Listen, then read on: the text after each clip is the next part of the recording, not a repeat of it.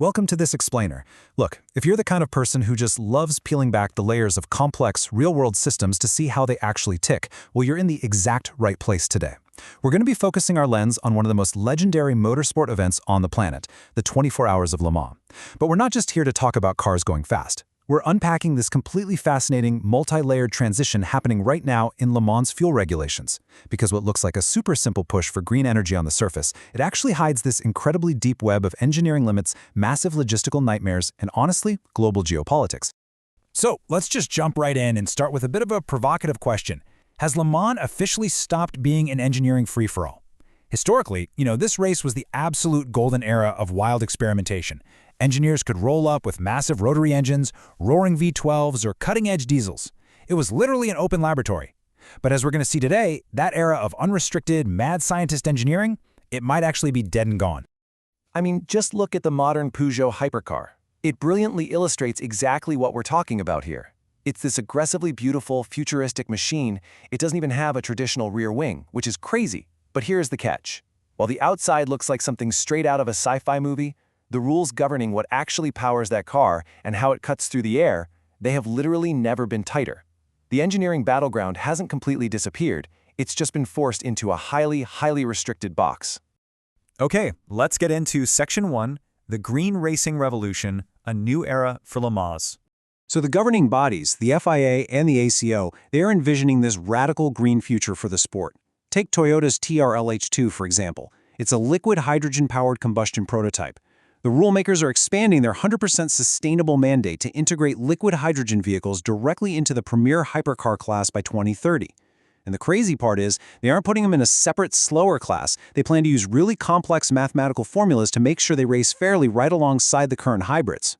But you've got to ask, why did the rules have to become so restrictive to actually achieve this? Well, there are some very practical, real-world reasons. First off, that unlimited freedom we talked about in the past, it led to skyrocketing budgets that were literally bankrupting top-tier teams. The scale of the financial ruin was just totally unsustainable. Second, major car manufacturers started demanding road-relevant technology. They wanted to pour money into tech that could actually sell to you and me, which right now means sustainable fuels and hybrids. And finally, the sport desperately needed closer racing. To stop one mega-wealthy team from just dominating for a solid decade, they brought in strict aerodynamic windows and something called the balance of performance, or BOP, which basically mathematically equalizes the cars. Moving on to Section 2. Banned. Diesel and gas. The end of an era. It's kind of staggering when you contrast the experimental past with the restricted present. I mean, not too long ago, massive Audi and Peugeot turbo diesels were absolutely dominating Le Mans just because of their incredible fuel efficiency. Today, diesel engines are 100% banned. Even if you run them on completely sustainable biodiesel, you literally cannot compete. Why? Because equalizing the speed of a diesel hybrid, a gas hybrid, and a non-hybrid through that balance of performance formula, it became an absolute regulatory nightmare for officials. So, to control the costs and the sheer complexity of it all, they forced everyone onto a mandatory, standard bioliquid fuel. So the absolutely crucial point here is what happens if you have a radical new fuel idea today. Well, you basically have to use a loophole called Garage 56. This is a special, single-entry invitation that's reserved purely for experimental tech that just doesn't fit the strict official rulebook. For example, a French team called Welter Racing actually tried to use Garage 56 to run a prototype powered by biomethane, which was derived from agricultural and city waste. However, that project ultimately stalled out. There are just severe engineering limitations keeping gases like compressed natural gas, or CNG, out of primary entry consideration anyway. Methane needs these heavily reinforced, incredibly high-pressure tanks. They're super heavy, they completely ruin the race car's weight distribution, and the compressed gas just takes up way too much physical space relative to the energy it actually provides. You'd have to pit constantly, which for a 24-hour endurance race, yeah, that just doesn't work. Which brings us nicely to Section 3, Single Fuel Logistics, Infrastructure Needs. I want you to just picture a pit lane where Garage A needs high-voltage DC fast charging, Garage B needs cryogenic liquid hydrogen, and Garage C needs traditional liquid biofuel.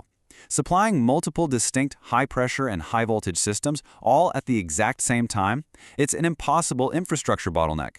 Remember, Le Mans is a semi-permanent circuit that literally uses public roads. Trying to create separate safety zones for 5 different volatile energy sources is just a logistical nightmare. The only viable real-world solution for the organizers is a single, unified pumping system.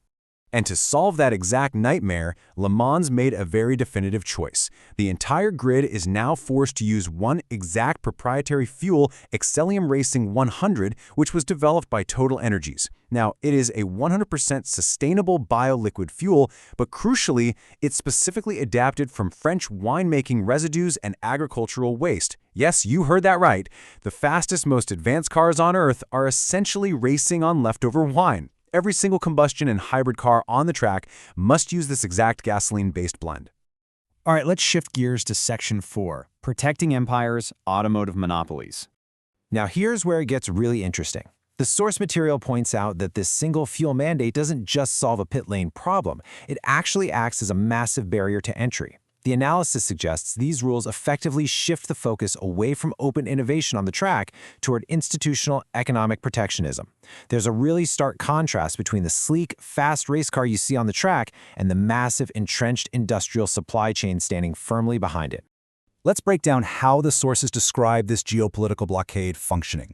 First off, major global brands have spent well over a century mastering internal combustion engines. By mandating a drop-in liquid biofuel, these established companies get to protect their billion-dollar investments without having to reinvent the wheel.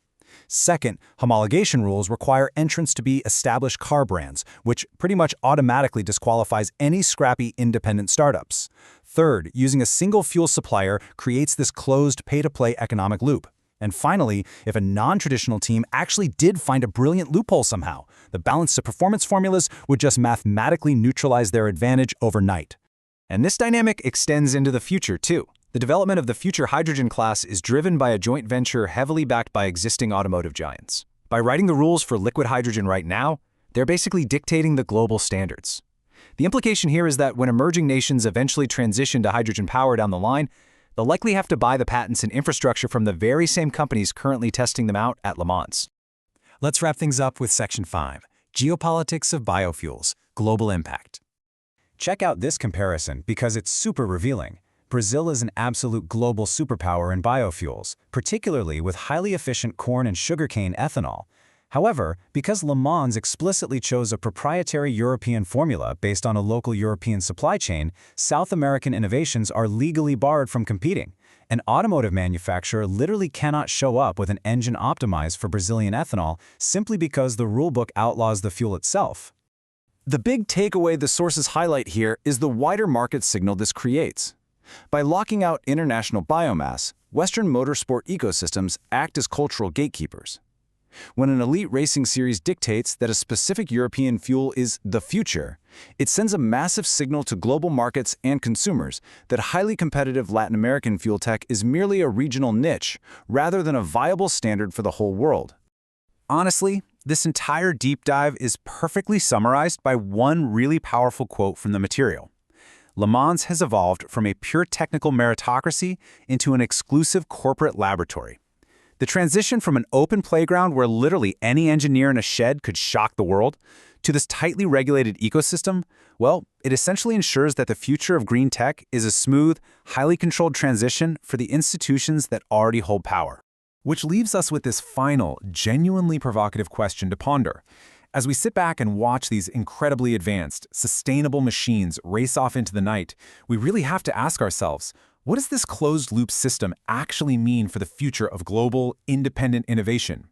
If the rules are essentially written to protect the established giants, who really gets the freedom to invent the future of green technology? Thank you so much for joining me on this explainer today. Keep asking those big questions, keep looking past the surface of things, and I will see you next time.